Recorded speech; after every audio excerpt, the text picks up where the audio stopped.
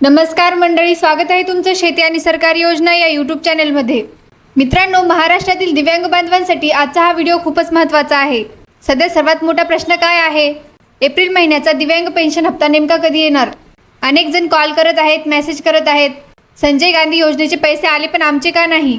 तर मित्रांनो, आज आपण यामागचं पूर्ण सत्य आणि अपडेट सविस्तर समजून घेणार आहोत। व्हिडिओ सुरू करण्यापूर्वी एक छोटीशी विनंती आहे, तुम्ही जर या चॅनलवर पहिल्यांदा आला असाल तर चॅनलला नक्की सबस्क्राइब करा, जेणेकरून संपूर्ण अपडेट्स तुम्हाला वेळेवर मिळतील। चला तर मंडळी, व्हिडिओला सुरुवात करूया। मित्रांनो, ही गोष्ट तुम्हाला अगदी सोप्या भाषेत समजावून सांगते। आधी काय होतं? पूर्वी दिव्यांग पेन्शन आणि इतर योजना एकाच विभागातून चालवल्या जायच्या, म्हणजे सामाजिक न्याय विभागाकडून। पण आता काय बदल झालाय? आता सरकारने एक मोठा निर्णय घेतला आहे। दिव्यांगांसाठी स्वतंत्र विभाग तयार केला आहे, म्हणजे दिव्यांग सक्षमीकरण विभाग। म्हणजे आता दोन वेगवेगळे विभाग झाले, एक सामाजिक न्याय विभाग, दुसरा दिव्यांग सक्षमीकरण विभाग। आता तुमचा प्रश्न, उशीर का होतोय? मित्रांनो, जेव्हा एखादी योजना विभागातून दुसऱ्या विभागाकडे जाते ना, तेव्हा खूप प्रक्रिया करावी लागते। जुन्या लाभार्थ्यांची माहिती ट्रान्सफर करावी लागते, नवीन सिस्टीममध्ये डेटा अपडेट करावा लागतो, कोण पात्र आहे ते पुन्हा तपासलं जातं, नवीन नियम लागू केले जातात आणि ही सगळी कामं एकदम एका दिवसात होत नाहीत। म्हणूनच सध्या काय चालू आहे? बदलाचा काळ चालू आहे।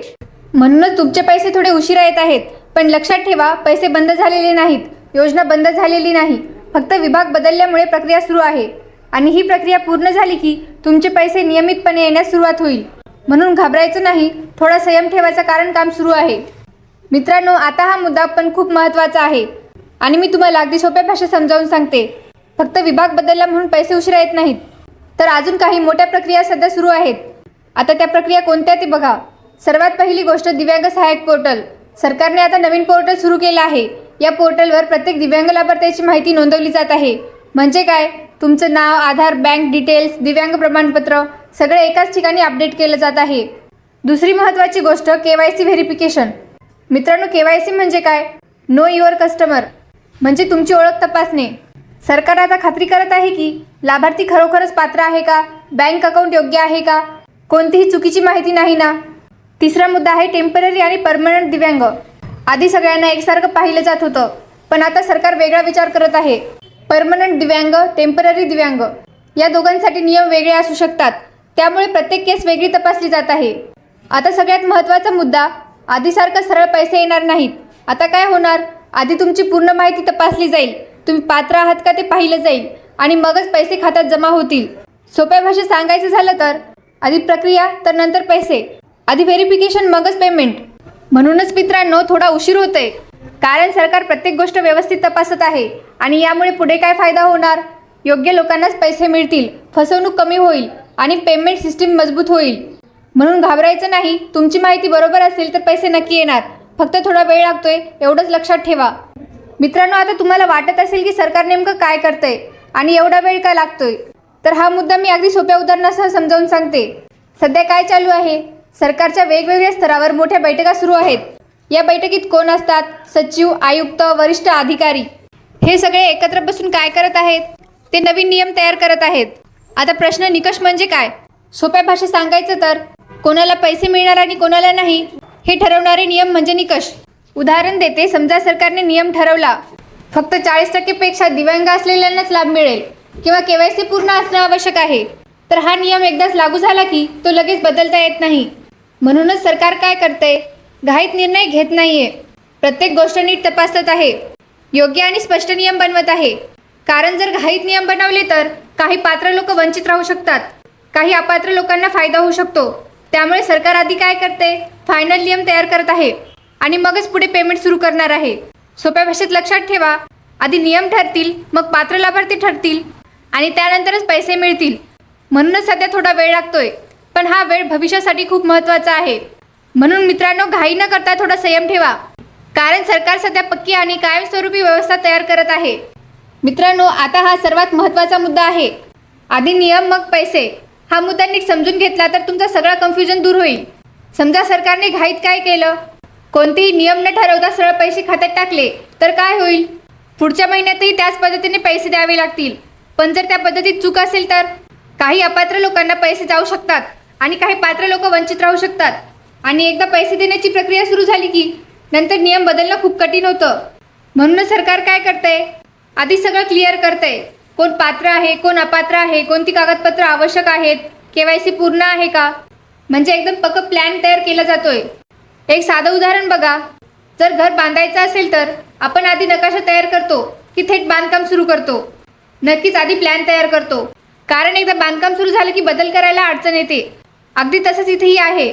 आधी नियम तयार होत आहेत आणि मगच पैसे सुरू होणार आहेत.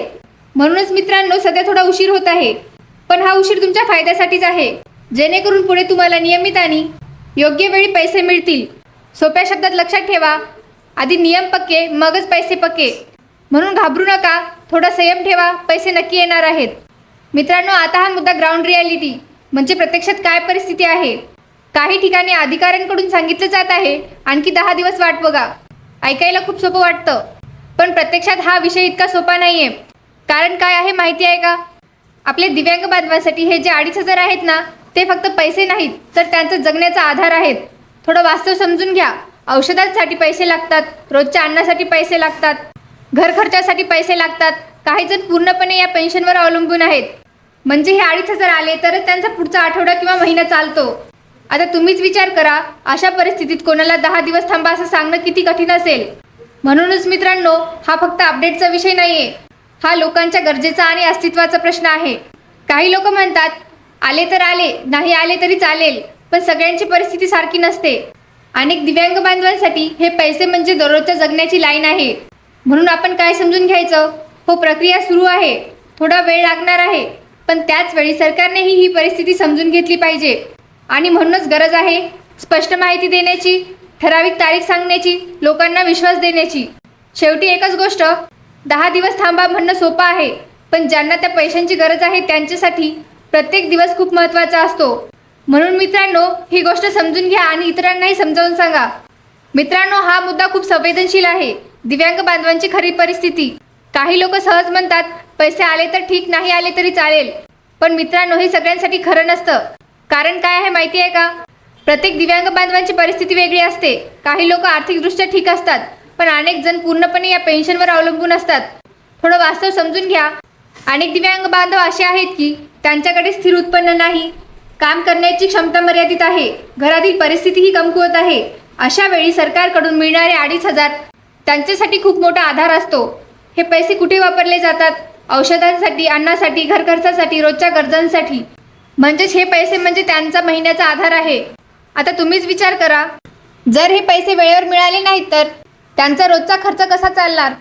म्हणूनच मित्रांनो, आपण एक गोष्ट लक्षात ठेवली पाहिजे, सगळ्यांची परिस्थिती सारखी नसते.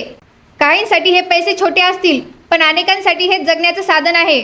त्यामुळे या विषयाकडे आपण गंभीरतेने पाहायला हवं आणि इतरांनाही याची जाणीव करून द्यायला हवी. शेवटी एकच गोष्ट, या 2,500चा विचार फक्त रकमेप्रमाणे करू नका, तर तो एका व्यक्तीच्या जगण्याच्या आधारासारखा करा.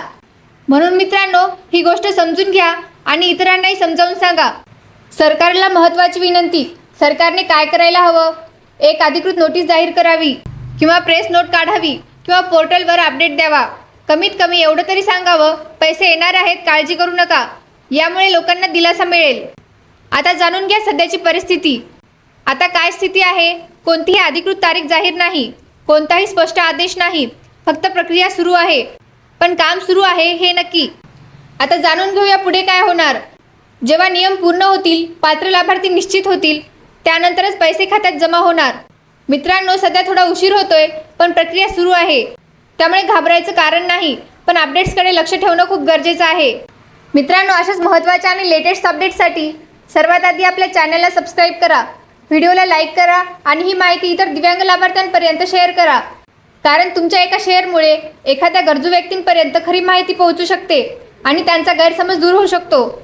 आणि अजून एक महत्त्वाची गोष्ट, जर तुम्हाला रोज मोबाईलवर शेती आणि सरकारी योजनांचे अपडेट्स हवे असतील तर आपल्या व्हॉट्सअप ग्रुपमध्ये नक्की जॉईन व्हा. व्हॉट्सअप ग्रुपची लिंक तुम्हाला डिस्क्रिप्शनमध्ये मिळेल. त्या लिंकवर क्लिक करा आणि लगेच ग्रुपमध्ये जॉईन व्हा. म्हणजे तुम्हाला प्रत्येक अपडेट सर्वात आधी आणि थेट मोबाईलवर मिळेल. धन्यवाद. भेटूया नवीन अपडेटसह. जय हिंद, जय महाराष्ट्र.